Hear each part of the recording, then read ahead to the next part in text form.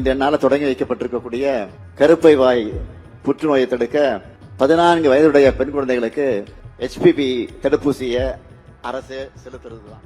Cervical cancer, கருப்பை வாய் புற்றுநோய், இதற்கு மிக முக்கியமாக காரணம் ஹியூமன் பாப்பிலோமா வைரஸ் என்கக்கூடிய ஒரு கிருமி.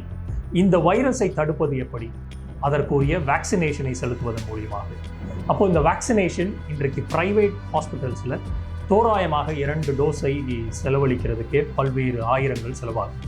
ஆனால் இன்றைக்கு தமிழக அரசாங்கம் இன்றைக்கு ஹியூமன் பாப்பிலோமா வைரஸை தடுக்கிறதுக்குரிய முதல் நடவடிக்கைகளாக 9 வயதிலிருந்து 14 வயது உள்ள குழந்தைகளுக்கு இதை ஃபர்ஸ்ட் ஃபேஸாக 4 மாவட்டங்களில் செயல்படுத்த ஆரம்பித்திருக்கிறது. அதனுடைய சேவையினுடைய ஒரு அங்கமாகும்.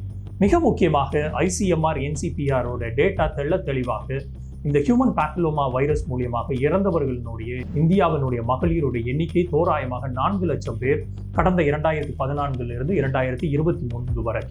அதே தமிழகத்தில் 2014 ஒட்டுமொத்தமாக 6000 பேராக இருந்தது. அப்ராக்சிமேட்டாக 8500 பேருக்கு மேலே இறந்திருக்கிறார்கள் 2023 கடைசி டேட்டா படி.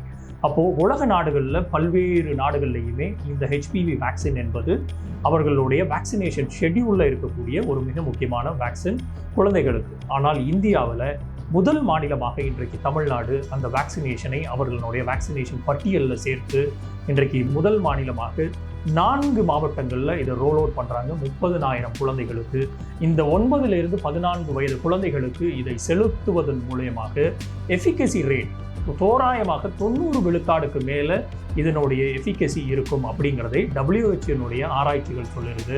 இதை 0 முதல் நாள் போட்டதுக்கப்புறம் 6வது மாதமாக 2வது டோஸை போட சொல்கிறது WHO. அதே மாதிரி 15 வயதிலிருந்து 26 வயது உள்ள பெண்மணிகளுக்கும் இது தோராயமாக 3 அடுக்குகளாக முதல் மாதத்திலும் 2வது மாதத்திலும் 6வது மாதத்திலும் தொடர்ச்சியாக 3 டோசேஜுகளாக போடும்போது அதனுடைய எஃபிகசி ரேட் அதிகமாக இருக்கும் அப்படிங்கிறத WHO தெளிவாக கூறுகிறது.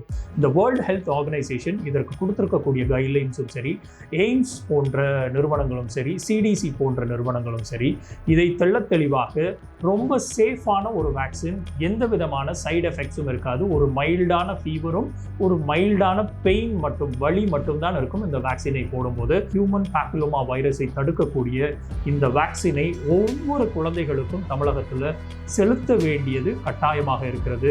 ஸோ இதை முன்னெடுத்திருக்கக்கூடிய தமிழக அரசாங்கம் என்றைக்குமே இந்தியாவினுடைய ஒரு முன்னோடி மாநிலமாக மற்றும் ஒரு திட்டத்தை அடுத்தடுத்த மாநிலங்களும் பரவச் செய்வதற்காக முன்னோடியாக செயல்படுவதில் உள்ளபடியே ஒரு தமிழனாக நாம் அத்தனை பேரும் பெருமைப்பட வேண்டிய விஷயம்.